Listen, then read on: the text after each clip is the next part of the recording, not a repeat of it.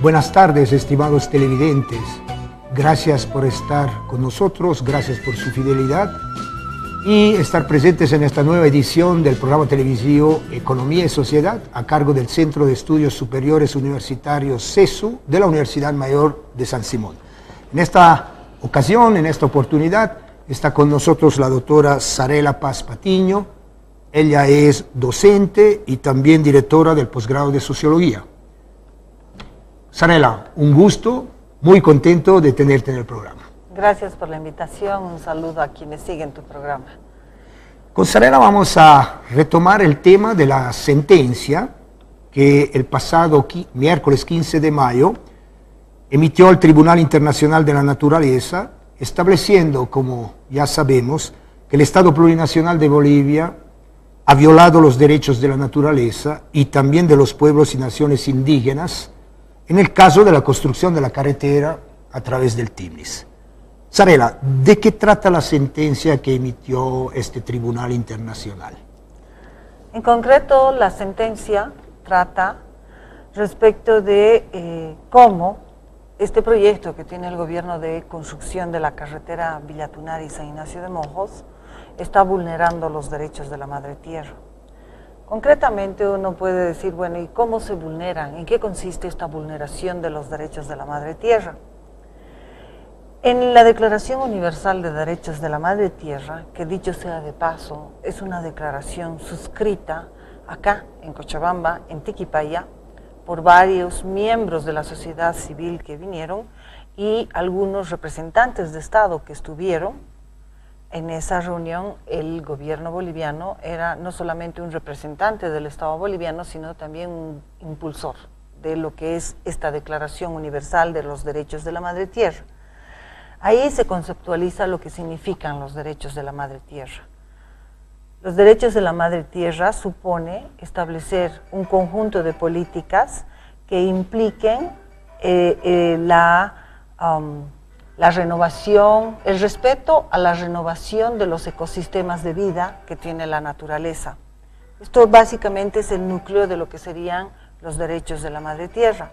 Entonces, cuando tú me preguntas y me dices en qué consiste esta sentencia del Tribunal de Derechos de la Madre Tierra, consiste en decir que el gobierno boliviano ha violado los derechos de la Madre Tierra con esta su iniciativa de proyecto, porque ha llevado adelante un conjunto de acciones que lo que hacen es vulnerar justamente estos ciclos de regeneración de la Madre Tierra que está en el Timnis.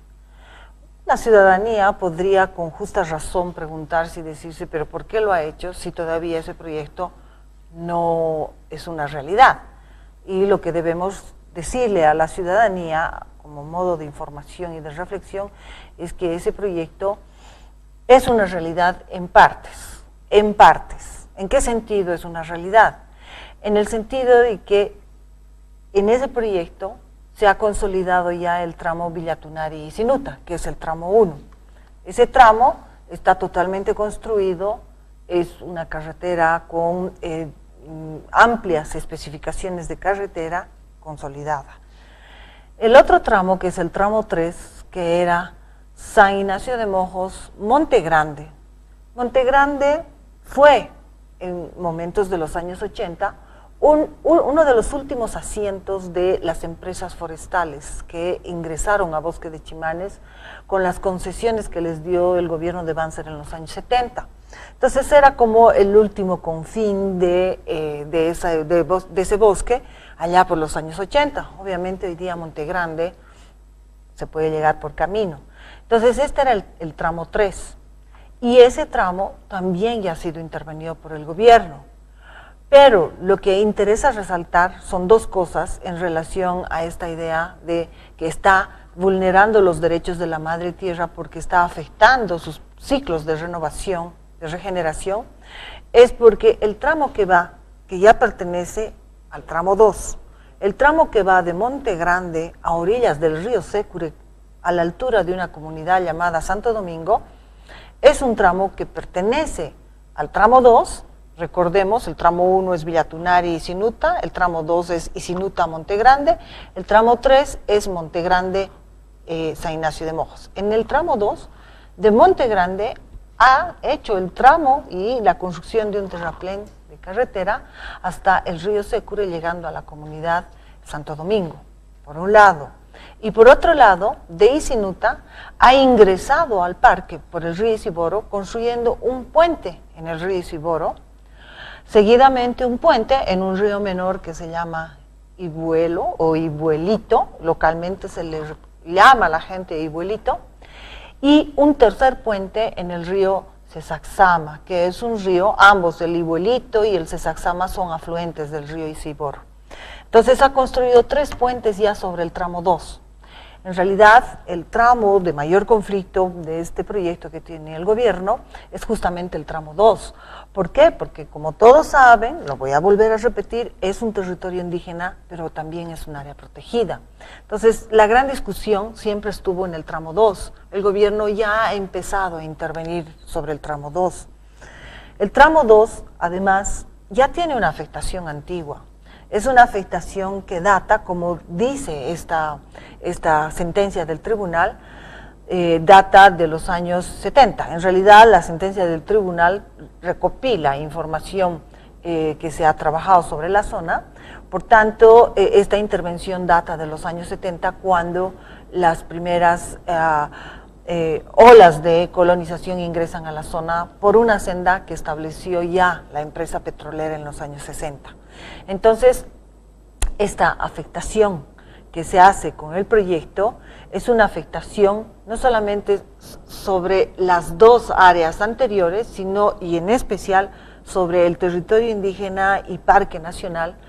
¿Por qué? Porque básicamente el proyecto de carretera, por las características que tiene, señalando 2, voy a decir cuáles, por las características que tiene, estaría afectando, y en partes ya está afectando, estos ciclos de regeneración de la naturaleza, por 2 características. La primera, que es la más contundente cuando uno ingresa a la zona, es que el ingreso de la colonización transformó pues esos ciclos de regeneración de la naturaleza y ha cambiado drásticamente el panorama con el hecho de convertir las áreas de bosque en áreas de producción de cocales. Y el segundo tema es que sobre esa área, que es territorio indígena y Parque Nacional, sobre todo en la región subandino, que quiere decir la región que está pegada a las últimas estribaciones de la cordillera oriental de los Andes, hay bloques de concesión petrolera que han sido dados a Petroandina y a Petrobras. Entonces, este es un proyecto que tiene el gobierno que está avanzando poco a poco, por lo que podemos observar, que justamente vulnera los derechos de la madre tierra, porque estas 2 actividades que son, si queremos, el eje del análisis del tribunal, tienen que ver con esta afectación en los ciclos de regeneración de la madre tierra. Bueno, Sarela, cabe recordar que en el año 2017 una delegación de este tribunal internacional nos visitó, entonces tampoco... El 18, agosto del 2018. Sí, el año pasado. 17. Perdón, 18, está muy bien. Entonces tampoco han escrito, digamos así, por escribir, entonces tienen una idea clara de lo que está sucediendo. Pero ¿cuál es el real impacto para Bolivia de esta declaración, de esta sentencia?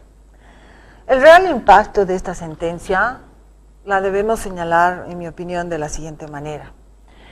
El Estado boliviano ha suscrito tratados internacionales, declaraciones internacionales. El Estado boliviano ha suscrito la Declaración Universal de Derechos de la Madre Tierra. Es más, es uno de sus principales impulsores de esta declaración. Entonces, este es un aspecto. El segundo aspecto es que el Estado boliviano, el gobierno boliviano, una vez desarrollada esta actividad, esta acción en relación a los derechos universales de la madre tierra, desarrolla internamente una ley que se llama la Ley de Madre Tierra, que es la 071 en el 2010. Entonces, en Bolivia tenemos una ley de protección a los derechos de la madre tierra. Entonces, cuando tú me preguntas, Silvano, ¿cuál es el impacto?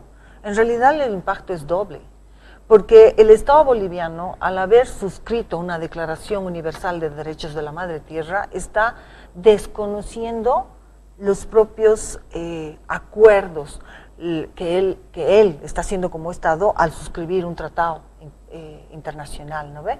Y segundo, también está desconociendo una ley nacional que el mismo gobierno fue su impulsor, que es la ley de la Madre Tierra, la 071.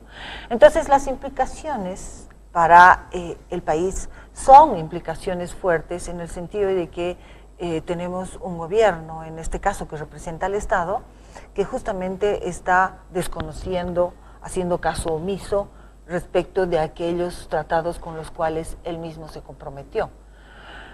A esto, el Tribunal de la Madre Tierra lo ha llamado como un tribunal de ética. Lo ha llamado como un tribunal de ética, ¿por qué? Porque si bien las iniciativas que se tuvieron en la gran cumbre, ¿no?, en ese gran encuentro que se tuvo el 2010 también allá en Tiquipaya, si bien ese gran encuentro para hablar, dialogar y acordar aspectos relativos a derechos de la Madre Tierra fueron hechos por un conjunto muy grande de la sociedad civil global, no solo boliviana, sino de la sociedad civil global, y algunos gobiernos como el boliviano, el ecuatoriano, Nicaragua, Brasil también vino, mandó a sus representantes a Argentina. No nos olvidemos que en esos años todavía el bloque de los gobiernos que hoy día están definidos como gobiernos populistas era todavía un bloque fuerte, significativo. Estos gobiernos también estuvieron presentes. Entonces, si bien es cierto que el escenario de esa Declaración Universal no es un escenario de los estados globales, ¿no?, porque para que sea el escenario de los estados globales tendrían que haber venido los representantes de todos los estados, por lo menos de gran parte de los estados que están en el globo, ¿no? No fue así. Pero lo que más apelaron en términos de la declaración y en términos de las acciones políticas que querían llevar adelante, y en palabras del propio presidente Evo Morales, si nosotros escuchamos lo que fue su discurso inaugural, su discurso al cierre de aquel gran evento, es que apelaron a un escenario de tribunal ético. ¿Por qué? Porque sabían que gran parte de los estados representados por los gobiernos no se iban a comprometer con una declaración de esta magnitud. Entonces, estos gobiernos y el gobierno de Bolivia, que se consideraban como gobiernos alternativos, gobiernos que estaban planteando una salida alternativa a la crisis del capitalismo, en palabras más tal vez coloquiales, o derechos de la madre tierra o capitalismo, ¿no? O es una de dos, la encrucijada siempre fue planteada por Evo Morales, apelaron justamente a esta condición de un tribunal ético, mientras se vaya consolidando y se vaya construyendo un consenso global que sea de exigibilidad para los estados. Entonces, cuando tú me dices en ese contexto, ¿cuáles son las repercusiones? Estas, primero, que están desconociendo una declaración universal que han suscrito; segundo, desconociendo una ley local, nacional, que es la 071 sobre derechos de la madre tierra; y tercero, y tal vez el más fuerte, que están desconociendo esta apelación significativa de lo que es un tribunal ético, es decir, actuar porque el compromiso ético es tan fuerte en relación a la madre tierra que en función a eso vamos a avanzar.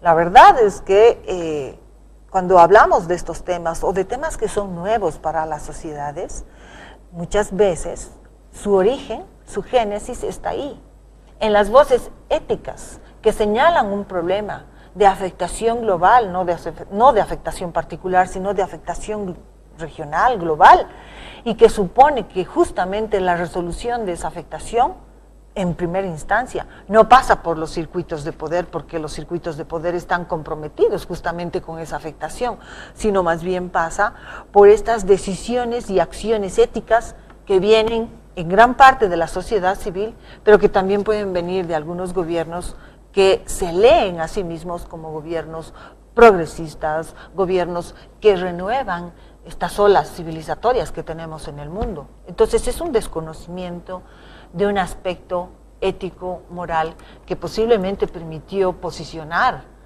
como una de las razones fundamentales posicionar al gobierno de Evo Morales a nivel global en el marco de la discusión de cambio climático. Entonces, desdecir eso es desdecir también todo este posicionamiento que el propio gobierno se encargó de construir para sí mismo. Zarela, hay mucho que decir, sin embargo nos quedan más o menos 10 minutos. ¿Cuáles han sido las reacciones, por un lado, del gobierno, por otro lado, de los pueblos indígenas, por otro lado, de los colonos que están en el Polígono 7 y tal vez más allá, y en términos generales de la ciudadanía boliviana? Empezaremos viendo cuáles han sido las reacciones de los pobladores del Timnis, ¿sí? Como quienes escuchan este programa, la ciudadanía debe conocer, saber, los pobladores del Timnis, las comunidades están divididas. Están divididas no desde que inició este conflicto, porque cuando inició este conflicto estaban unidas, sino más bien cuando maduró este conflicto y hubo intervenciones de parte del gobierno en este territorio. Desde entonces las comunidades están divididas.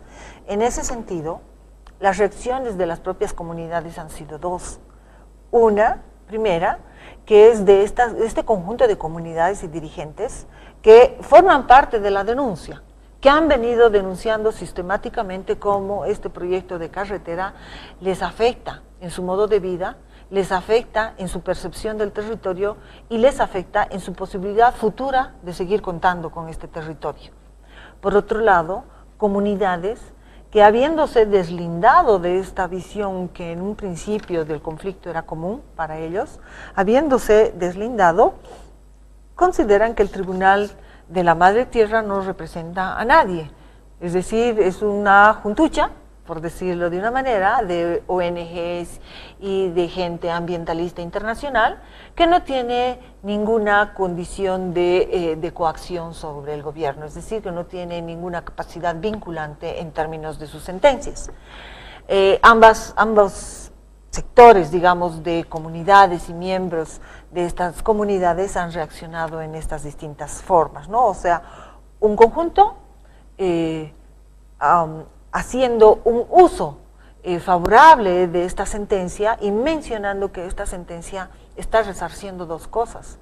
Primero, la vulneración de derechos de la cual ellos han formado parte como pueblos indígenas, recordando lo de Chaparina como el epicentro más fuerte de esta vulneración, y segundo, la vulneración a los derechos de esa naturaleza que ellos quieren proteger por razones de sus formas de vida. Y las otras comunidades que mencionan y dicen, bueno, nosotros vamos a desconocer, y esta sentencia lo que hace es limitar el desarrollo de nosotros. No quieren que nos desarrollemos. Quisiera que con ese argumento terminemos, pero voy a señalar a los otros actores que analicemos, ¿no? Porque me parece importante. El gobierno ha tenido voces similares, ¿no? Mencionando que no es un tribunal que representa a los estados, que no es un tribunal sobre el cual tiene una capacidad de coacción sobre el Estado boliviano porque sus sentencias no son vinculantes, está conformado por ONGs internacionales y ambientalistas que no entienden lo que supone el desarrollo para comunidades indígenas que están en condición de pobreza. Esa ha sido la posición del gobierno. Y esa posición del gobierno, en mi opinión, tiene que ser analizada a la luz justamente de lo que mencionaba de la condición y la formulación ética de este tribunal.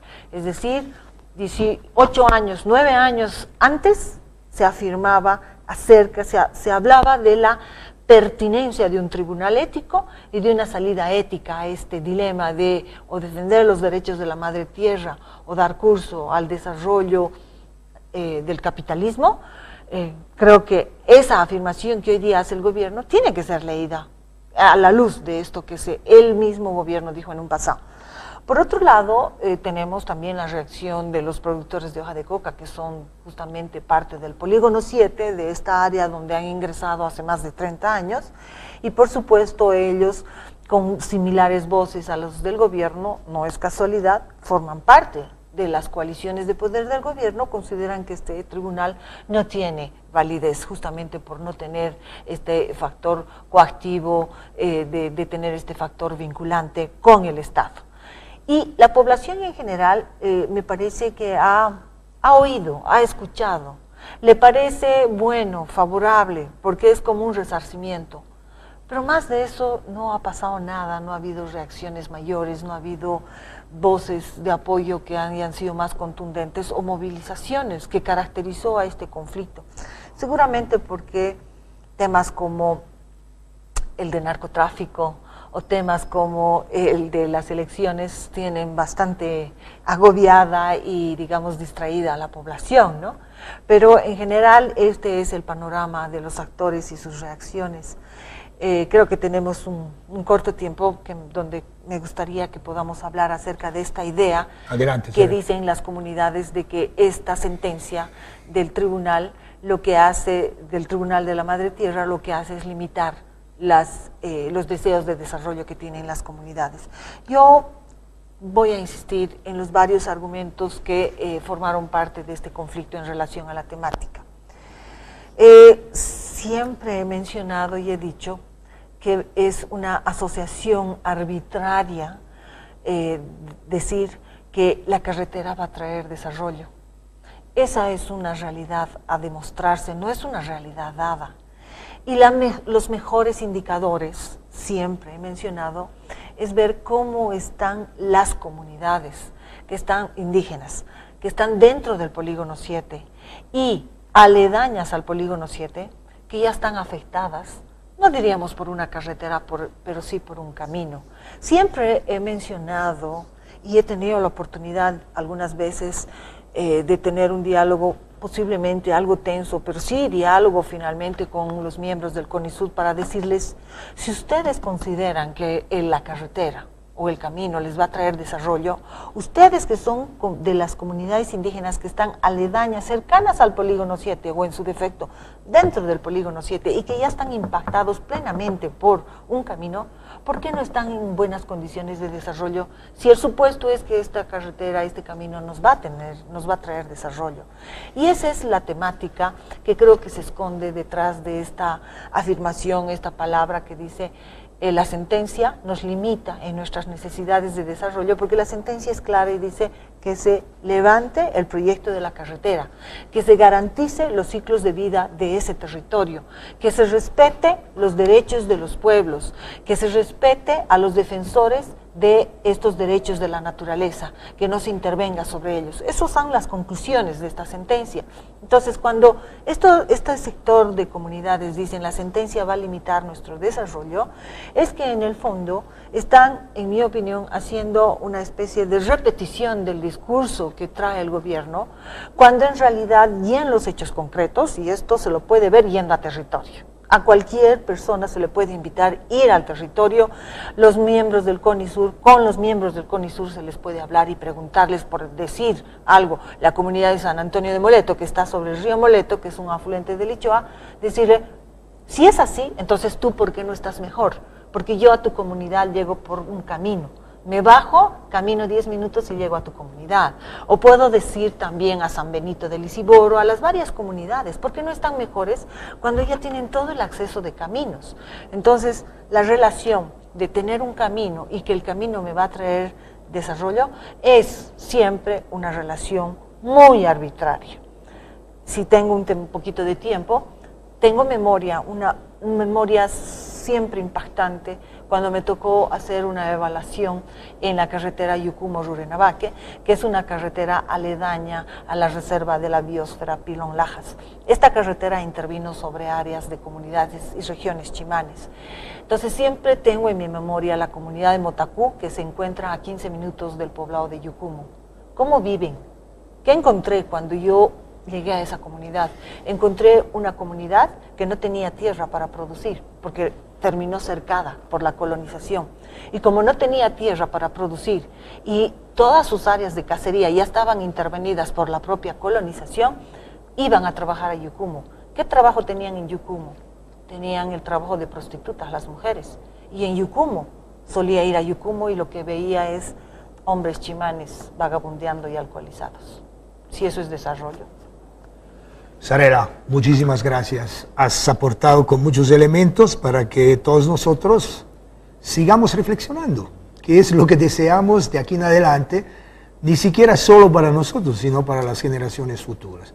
Estimados televidentes, ¿qué podemos hacer, o mejor, qué debemos hacer para aprender a fortalecer la sensibilidad, el amor, necesarios para salvaguardar lo poco o mucho que tenemos en comunión?